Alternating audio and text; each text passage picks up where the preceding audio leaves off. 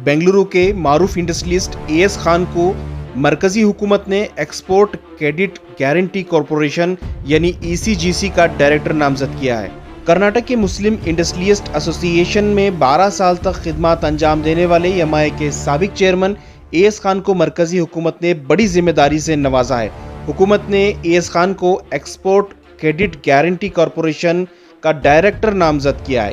ECGC export business को इमदाद करता है। एएस खान कहते हैं कि आने वाले दिनों में इंपोर्ट एक्सपोर्ट बिजनेस को मजबूत करने की वो हर मुमकिन कोशिश करेंगे। एक्सपोर्ट क्रेडिट गारंटी कॉरपोरेशन में एएस खान वाहिद मुस्लिम डायरेक्टर हैं।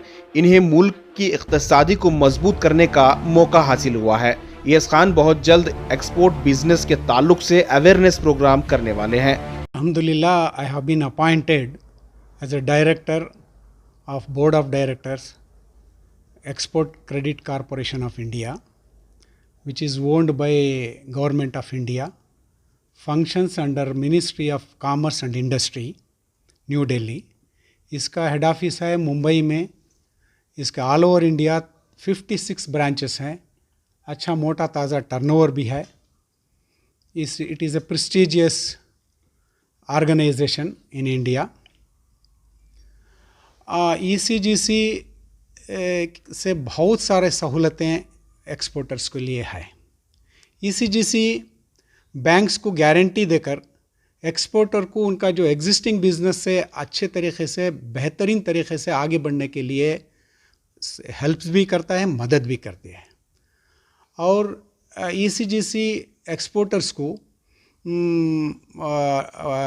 एक्सपोर्ट का इंफॉर्मेशन और उनके बारे में जो गाइडेंस भी देती है टाइम टू टाइम। और इसके अलावा ECGC export credit guarantee corporation of India जो एक्सपोर्टर्स, इंडियन एक्सपोर्टर्स जब अपना कंसाइनमेंट को शिपमेंट कर देते हैं, होने के बाद बेस्ड ऑन देयर उनका इनवॉइस वैल्यू के पर बिल डिस्काउंटिंग की फैसिलिटी भी है।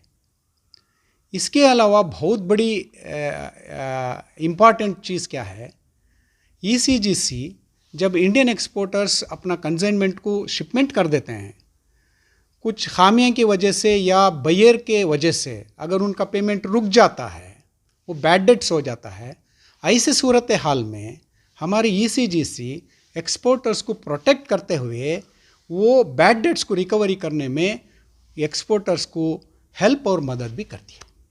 इसी तरीके से बहुत सारे सहूलतें ईसीजीसी में हैं। इसी तरीके इसलिए अब एग्जिस्टिंग एक्सपोर्टर्स भी और एक्सपोर्ट करने वाले जिसकी माली हालत अच्छी है, एक्सपोजर है, एक्सपीरियंस है और टेक्निकल ओरिएंटेड प्रोडक्ट्स को मैन्युफैक्चर करते हैं टेक्नोक्रेट्स, ऐसे और एक्सपोर्ट दूसरे चीज़ें भी एक्सपोर्ट करते हैं, ऐसे एक्सपोर्टर्स आगे बढ़कर आकर ईसीजीसी का पूरा से पूरा फ़ायदा उठाना है। तो इसी तरीके से अगर ईसीजीसी और एक्सपोर्टर्स दोनों भी मिल के अगर कड़ी मेहनत करते हैं तो इसमें दोनों का भी फ़ायदा होता है। तो दोनों का फ़ायदे के साथ साथ क्या है, हमारा हिंदुस्तान का एक नाम भी बना सकते हैं। तो वर्क टुगेदर ग्रो टुगेदर के फार्मूला के हिसाब से हमें दोनों भी काम करना है।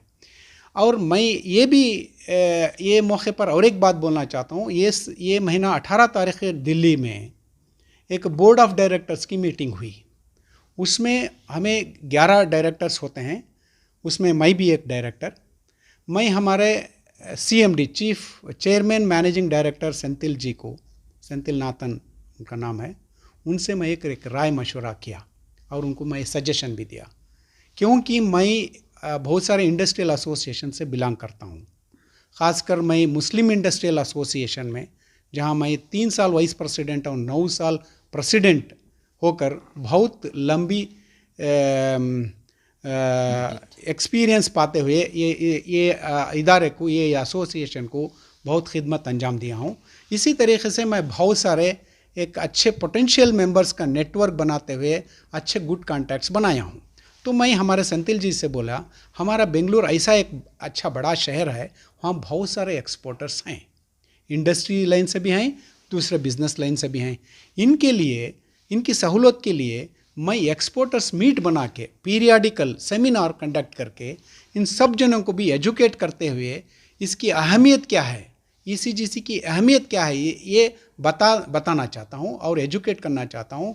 ऐसा अगर पीरियाडिकल अगर मैं ये सेमिनार कंडक्ट करने से बहुत सारे लोगों को फ़ायदा भी होता है, एक इंस्पिरेशन होता है, एक मोटिवेशनल वे में उनको हमें एनकरेज और सपोर्ट भी कर सकते हैं।